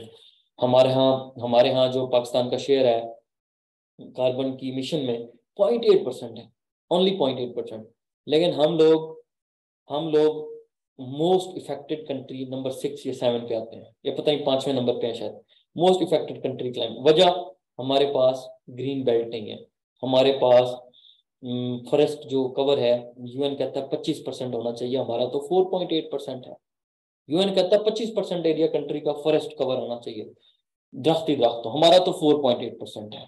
उसके बाद उसके बाद इंडिया का 22-23% है, 24% पे चला गया बल्कि अब तो इंडिया का, और चाइना का तो है ही है, इतना नहीं है लेकिन चाइना का फिर भी है अच्छा खासा एरिया। तो पाकिस्तान जब भी इफेक्ट ही है कि हमारे यहाँ दरख्त नहीं है, काट के फेंक दिए गए हैं, जो भी है। तो ये इस वजह से हम इफेक्टिव कंट्री ज्यादा हो गए हैं, क्योंकि सैंडविच बन गए हैं, इधर से चाइना इधर से इंडिया, दोनों एक इमर्जिंग इकोनॉमीज हैं, बहुत बड़ी इकोनॉमीज हैं, तो इसलिए हम बीच में पिस गए हैं। ठीक है, आगे चलते हैं जी। अभी इन कोल पावर प्रोजेक्ट चौथी बड़ी वजह है। तीसरी, इन्वायरमेंट के अंदर एक और कि इसने, चाइना ने कोल के प्रोजेक्ट लगा दिए हैं। कोल के क्या है भाई, आप दुनिया पूरी मूव कर गई है, कोल के ऊपर बैन कर दिया है, कोल ना चलाओ, इसकी वजह से धुआं और पता नहीं जहरीली गैसेस और इन्वायरमेंट पूरा खराब होता है। चाइना ने फिर भी पाकिस्तान के अंदर इन्वेस्टमेंट की है, लोकल लोगों को सांस की बीमारियां और सारा कुछ। एक चौथी, बिजली कॉस्टली है, जो कि नो डाउट है, इसमें इलेक्ट्रिसिटी कॉस्टली है, ये भी एक नेगेटिव पॉइंट है कि इनको बैठ जाना चाहिए था। जो पावर प्लांट्स हैं डिसफंक्शनल हैं, कार्जन सोलर पावर प्लांट पे इतनी ज्यादा इन्वेस्टमेंट की गई, उसकी टोटल कॉस्ट 300 मेगावाट पे वो चल रहा है ऑपरेशनल, उसकी भी एफिशिएंसी 100% नहीं है, कम होती है। तो वो बड़े मसले हैं। उसके बाद एक और इम्प्लीकेशन, नेगेटिव पॉइंट चाइना का एक और जो माइंड में आता है, लोगों के कि जी China is a east India company. कैसे? वो ये समझते हैं कि जी चाइना जो है ये ईस्ट इंडिया कंपनी की तरह पाकिस्तान के ऊपर आके, जिस तरह उसने श्रीलंका में हम्बनटोटा पोर्ट के ऊपर आके उसने कब्जा किया है, तो एक दिन पाकिस्तान के ऊपर भी ये गवादर शवादर के ऊपर ये भी कब्जा कर लिया। जो कि समहाउ इसमें गवादर में चाइना के ऐसे एरियाज भी बने हुए हैं जहाँ पे हमारे फौजियों की उनकी बीच में कुछ ऐसे लड़ाइयाँ भी हुई, और उन्होंने कुछ ऐसे एरियाज बना दिए नोगू एरिया। समहाउ ये भी बातें चलती रहती हैं, वो कंफर्म नहीं है कि ऐसा है कि नहीं है, लेकिन उन्होंने अपनी जो कॉलोनीज बनाई हुई हैं वहाँ पे उस तरह का है कि वहाँ पे खाते पीते भी हैं, सारा कुछ जो भी वो अपनी खाते पीते हैं सारा कुछ, डिफरेंट कल्चर के लोग हैं। तो अच्छा, इस सवाल को मैं इसको हमेशा रिबट करता रहा हूँ कि चाइना सी पैक जो बना रहा है वो एक ईस्ट इंडिया कंपनी नहीं है। है नहीं है, क्यों नहीं है बताता हूँ आपको। तीन चार वैलिड रीजन हैं। पहली बात कि ये जो आपकी जितनी भी इन्वेस्टमेंट है ये लोन नहीं है। इशरत सैन के आप आर्टिकल्स पढ़ लें, बहुत सारे और पढ़ लें आप सी पैक के ऊपर, तो ये आपके क्या कहते हैं, ये लोन नहीं है, इट्स एन इन्वेस्टमेंट। ये टोटली इन्वेस्टमेंट है आपकी। ठीक है जी। इसमें जितनी भी है सारी की सारी इन्वेस्टमेंट है, और आपने एक पूरा प्लान बना के हमें दिया, भाई ये पैसे इधर से वापस आएंगे, ये रोड्स हैं इस पे टोल इकट्ठा होगा तो आप इस तरीके से हमें देंगे, ये जनाब आपके पावर प्लांट्स बने हुए हैं तो इधर से जो पैसा आएगा वो आप हमें देंगे, ये जो भी किया हुआ है उन्होंने, तो एक तरफ ये किया हुआ है। अच्छा आगे, एक पॉइंट ये हो गया आपका। दूसरा पॉइंट कि ये इन्वेस्टमेंट है, इट्स नॉट अ लोन। ठीक है, और वो भी जो जो थोड़ा बहुत लोन है, इसमें चाइना के बैंक्स इन्वॉल्व हैं जो कि सारा इन्वेस्टमेंट कर रहे हैं, और वो बाद में लेंगे अरसे के बाद जो भी। अभी सी पैक की दूसरा, इस पे जो एक और पॉइंट उठाया जाता है कि सी पैक की इंफॉर्मेशन पब्लिक नहीं है, हमें नहीं पता, आपको नहीं पता, किसी को नहीं पता कि सी पैक की ये साइन किए गए तो किस किस मकसद के तहत, क्या ले दे के साइन किए गए हैं, क्या क्या टर्म्स एंड कंडीशन, कि ये जो इन्वेस्टमेंट है तो ये अगर लोन है तो लोन कैसे है, इन्वेस्टमेंट है इन्वेस्टमेंट कैसे, वापस कैसे होगा पैसा, ये सारा कुछ ये भी किसी को पब्लिक नहीं किया गया, ना बताया गया ना कुछ। जब भी आईएमएफ भी हमसे कहता रहा कि भाई हमें दो वो शरायतें सामने लाओ, यार मैं उनको दी, चाइना नाराज हो गया था, फिर बाजवा साहब गए थे चाइना को मनाने।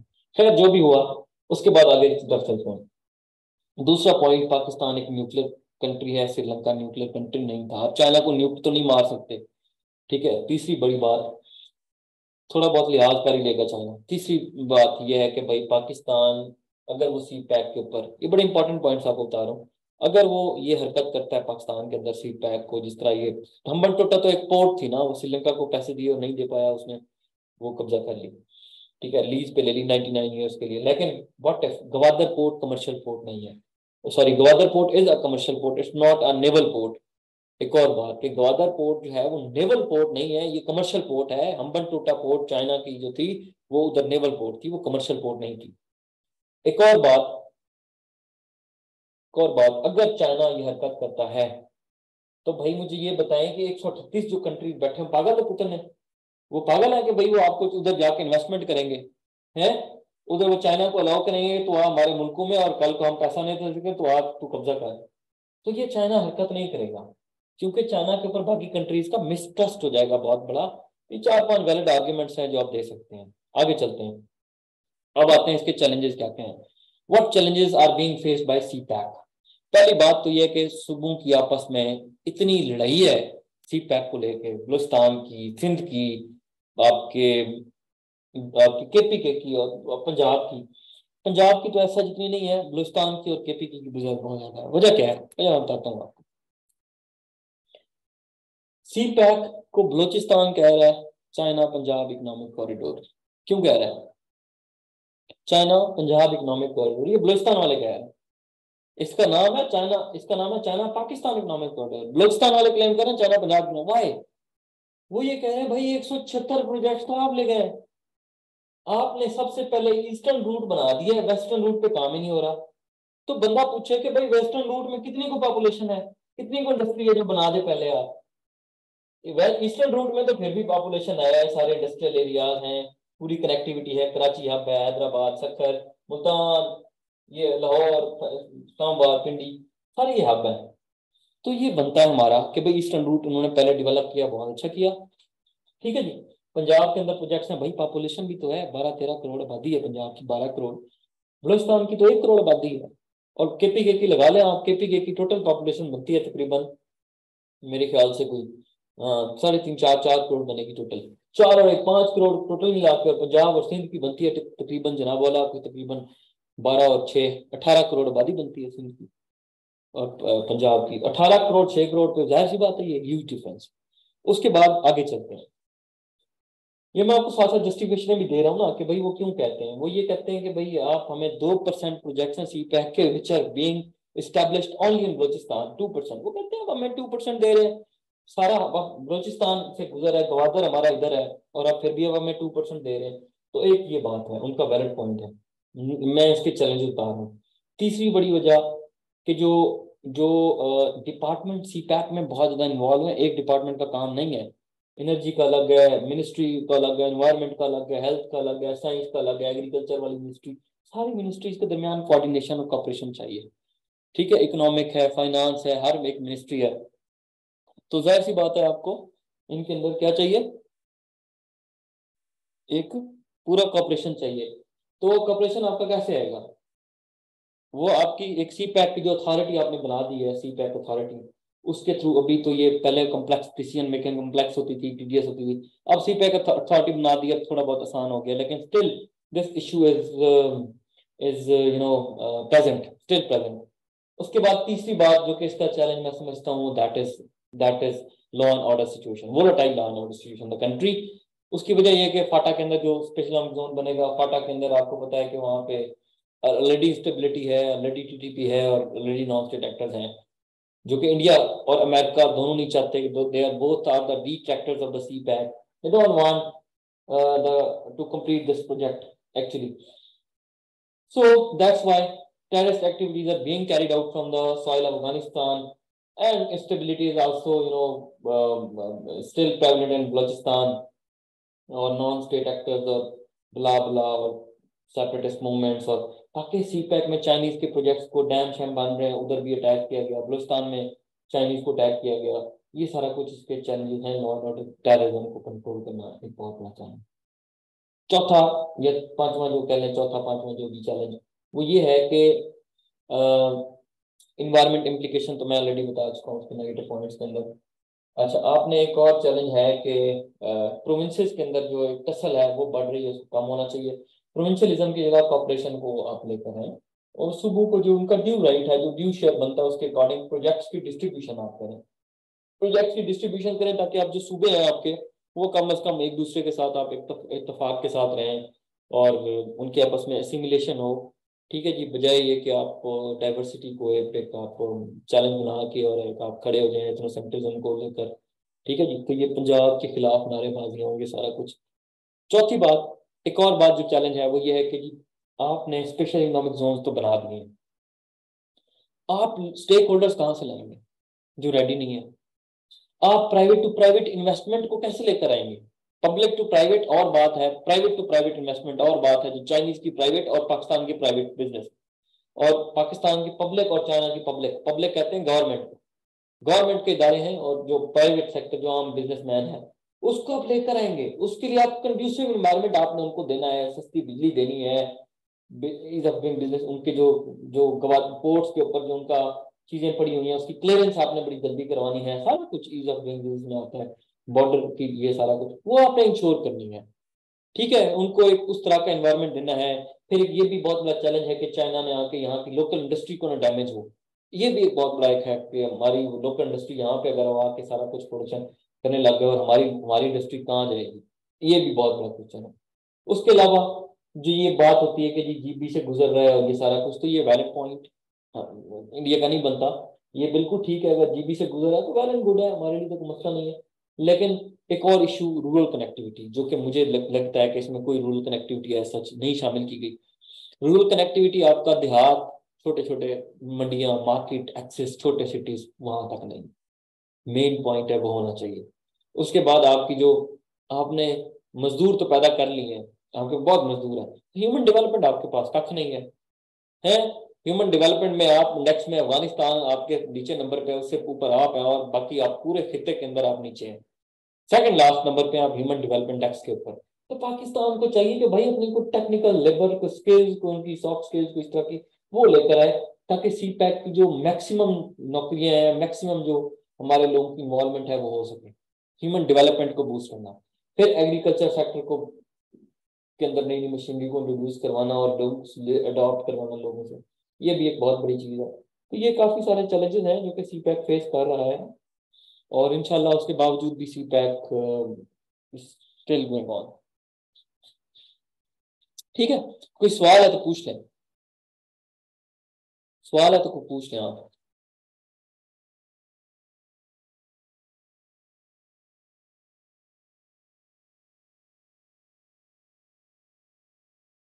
बेनिफिट्स तो मैं बता दिया आपको दोनों स्टेट्स के लिए, प्लस माइनस सारा कुछ आपको बता दिया हुआ है। Thank you very much. CPEC की लगी है समझ?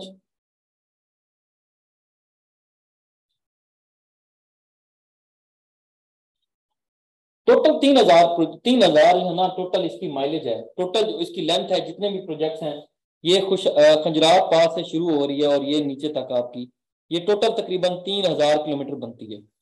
उसके अलावा ये जो सेंट्रल राउट है ना, इंडस हाईवे वाला, सेंट्रल राउट की तकरीबन 2756 किलोमीटर ये सेंट्रल राउट की बनती है। 2756 किलोमीटर ये बनता है आपका टोटल। 2781 जो है वो आपका, जो आपका ये ईस्टर्न रूट है, ये वाला ईस्टर्न रूट 2781 किलोमीटर जिसकी है।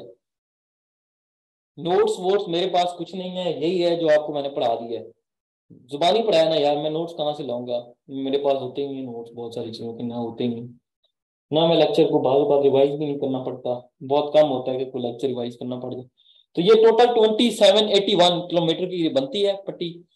ठीक है जी, और क्या कहते हैं, उसके बाद ये मैंने आपको ये भी बता दिया है कि ये सारा कुछ कब कब हुआ, इसमें चाइना के बैंक इन्वॉल्व हैं और ये सारा कुछ। ठीक है जी, तो पहला जो गवादर के अंदर इनॉग्रेट किया गया था, पहला जो गवादर के अंदर प्रोजेक्ट जब जाया गया था, तो शायद खकान अब्बासी उस वक्त के प्राइम मिनिस्टर थे, उन्होंने जाके यहाँ पे जाके क्या कहते हैं, ये इसको जाके इन्होंने इंट्रोड्यूस करवाया था, ये गवादर पे जाके पहला उसने इनॉग्रेट किया था, शायद खकान अब्बासी थे तब के। ठीक है जी, तो गवादर पोर्ट अथॉरिटी का दोस्तान खान है को वो इसका चेयरमैन है करंट। ठीक है जी, और यू जेंग जो है, याओ जेंग, YAO याओ, JING जेंग, याओ जेंग पाकिस्तान में चाइना का एम्बेसडर है, याओ जेंग, YAO याओ, JING जेंग। ठीक है,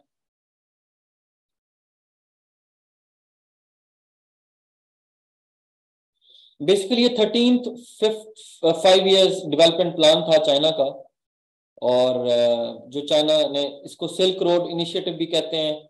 ठीक है, ये जो BRI है, सिल्क रोड इनिशिएटिव के, पुराना जो सिल्क राउट होता था जब दिल्ली से चाइना तक और ये ट्रेड वगैरह होती थी, तो ये कॉरिडोर सिल्क राउट चलता था, ये सिल्क रोड भी इसको बोलते होते हैं बेसिकली इसको। ठीक है, टोटल इस वक्त $63 बिलियन की इस वक्त टोटल। ML1 प्रोजेक्ट मैंने आपको बता दिया है, Peshawar to Karachi main line है, बहुत बड़ा रेलवे ट्रैक, $2.8 बिलियन की टोटल कॉस्ट है। टोटल ये 3,000 का है। ठीक है जी, इसको नॉर्थ साउथ कॉरिडोर भी कहते हैं, नॉर्थ साउथ कनेक्टिविटी कॉरिडोर। ठीक है जी, ये भी आपकी है नॉर्थ साउथ, टोटल जो पाकिस्तान के नॉर्थ और साउथ टोटल कनेक्टिविटी है। तो ये है इससे रिलेटेड। और कोई सवाल? सी पैक अथॉरिटी कब बनाई गई ये नहीं पता मुझे, अभी बनाई गई थी, लेटेस्ट 2020 की बात है, 21-20 की बात है, 20।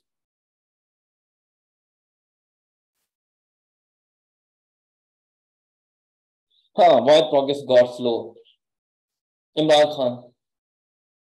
आपको याद होगा इशरत सैन ने भी कहा था कि हम, और जब ये नया नया 2-3 फाइनेंस मिनिस्टर लेकर आए तो उन्होंने कहा हमें रोल बैक करना है सी पैक को।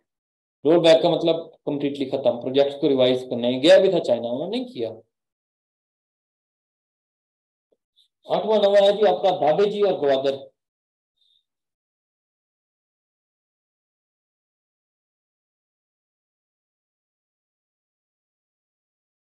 स्ट्रेटेजिक इंपॉर्टेंस पाकिस्तान की सी पैक के हवाले से ये है कि पाकिस्तान एनर्जी स्कार्स है और सेंट्रल एशिया एनर्जी रिच है।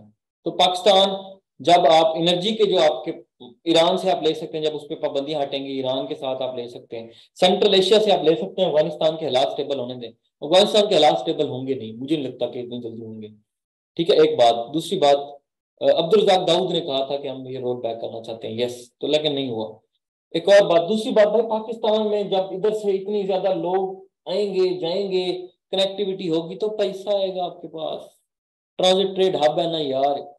ट्रांजिट ट्रेड हब का मतलब क्या है? सारी ट्रांजिट राउट, आप ट्रांजिट आप प्रोवाइड करेंगे, बदले में आपको पैसा मिलेगा, सिंपल। ठीक है, किराए की मद में। आप गवादर पे आप अपना सारा कुछ लिखेंगे। यार ये तो इमरान खान को ही पता होगा why actually wanted to roll. दोस्तों लगता था कि प्रोजेक्ट्स बहुत महंगे हैं, या खैर जो भी उसकी। CPEC is not only a game changer, but it's a flagship project of BRA as well.